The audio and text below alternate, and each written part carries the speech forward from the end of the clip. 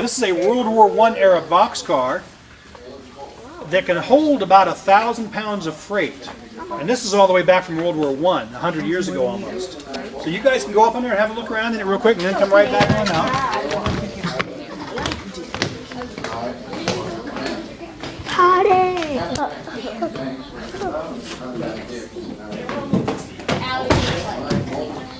Wow.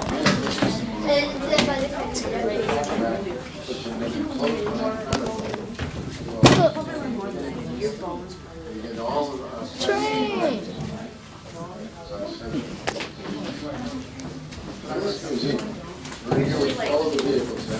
Oh, that's a nice drawing.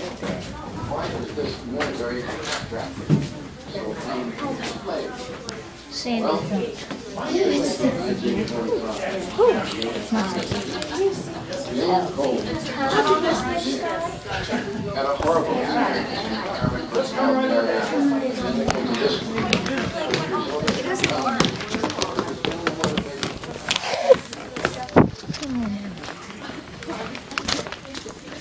Hi, Sarah. How you doing?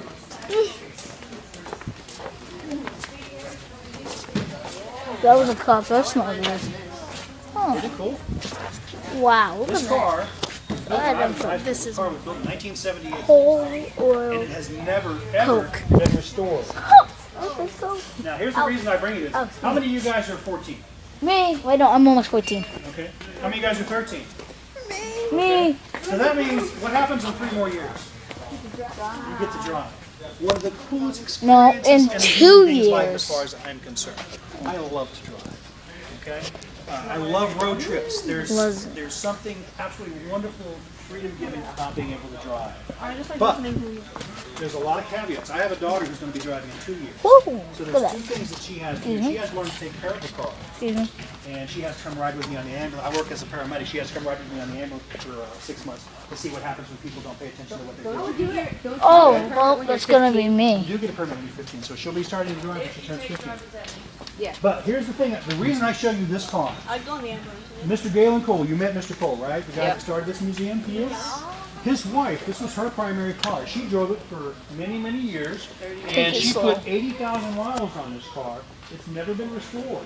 It looks like this because she took care of it. She changed the oil regularly. She took care of the tires regularly.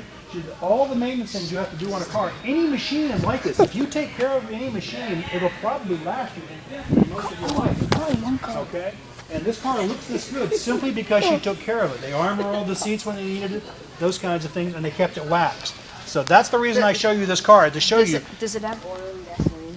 It doesn't right now. We drain them when we bring them in here. That is a dump truck. It's got the keys in it. That's a funny If name. we put it back in there, could we drive it? If we put a battery in it, yeah. Ooh. It would drive. Just about everything in here would be operable. Now this is one of my favorite cars because I like convertibles, and I was born in 1961. This is an absolutely stunning beautiful car. And it's one of the things you see about a lot of cars. Ooh, that is a nice. People were really into in America about this time frame in 1961. Bring it back. They invented those in 1956, actually. But the reason that this car looks this way is because in the late 50s and early 60s, Americans were into space because we were just starting to explore space. We were into jet airplanes because jet airplanes had just been invented. Hey, did you catch that? Jet airplanes, outstanding. That's why the cars have these fins on them, and they kind of are made to look somewhat like jet airplanes. Spaceships. That's why they have this swept backwards in that time period. Because that's what people were really into. All right, moving right on down this way. Hey, look at that little lady. Beetles. Woo, hey, Yep, look. we've got some Volkswagen Beetles. Oh, now I got yellow something stuck in my head. That sucks. Look, it Would you believe has a sticker. that this car right here is the same as that car? No. Yeah. This is another type of kit you can buy to make your Volkswagen Body Beetle kit. look like this. It just. Body kit. Huh? Body kit. Much better, bro. I like this. I've seen body kits.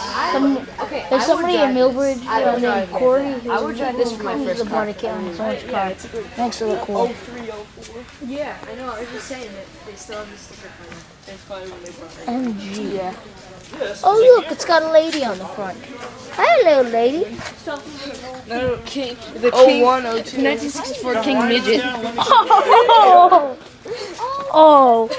Wait, what are you talking about? It's a pop. It's not that difficult. Sonny, you're king stupid. Come here so you can hear me. So check this thing out. This was the height of luxury of camping back in the 1920s. I was looking at. Yeah, I would Oh, too. that's It's very nice, although I'm sure probably at some point had mice in it. Yeah. Yeah. Oh well. Hey, look, he has a It's checkered well taken care floor. of now. You can play checkers on the floor. Yes, you could. The people who own this thing use it a lot. We actually have the truck that used to pull this camper all over. I'll show you in a little bit. There's a wait, so you sleep with a timer. Well, you sleep there and you sleep there. If you step over this way a little bit, you I can like see the bed how a little there's clearer. like this screen, so if there were mosquitoes, That's they right. probably couldn't. And even the little door there's got a screen on it. I mean, these people, you know, they weren't stupid. They really thought ahead. They That's solved what I a call lot of fancy problems. living. Using some very clever ideas. And prior Like to using this kind of stuff, when you a went nickel camping, for an it was just hour. in a tent, usually on the ground.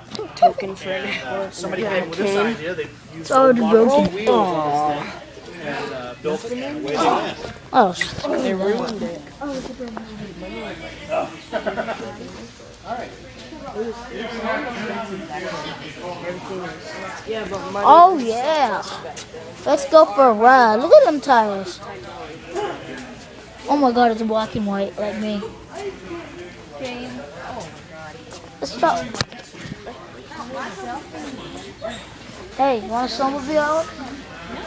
Oh, Out, hey, oh no, snowmobiles. That was a 1922 and a half Packard automobile. How many of you guys ever heard of Packard? me. You've heard of a Packard?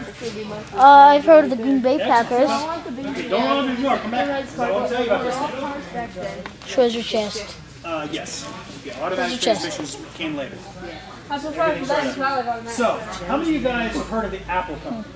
Me. That's what I'm using. That's right. All of you guys know who Apple is and what they make.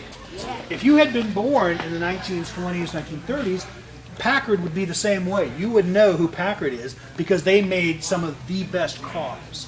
And they were a very famous company. And this particular one is a beautiful one. Now, what do you call the thing at the back of your car where you put stuff? You know why? That's what they used to be.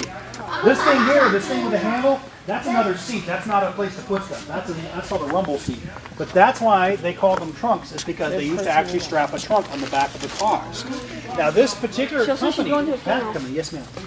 My grandfather has a coupe, and they say that if they had a kid that was bad, they would put him in the rumble seat. Yes, my mom had to ride in the back of the rumble seat one time. I learned. She didn't tell me that. Her sister told me because she wouldn't stop talking, and so they put her in the back of the rumble seat. Copycat. You have those. I don't care. Yes, they had those kind of things. Now, I actually not where I lived. I grew up in Florida. I never saw snow till I was 21 years old. But we didn't have snowmobiles. But Did you actually ever ride one? no, I have not ridden one like that. I never rode one.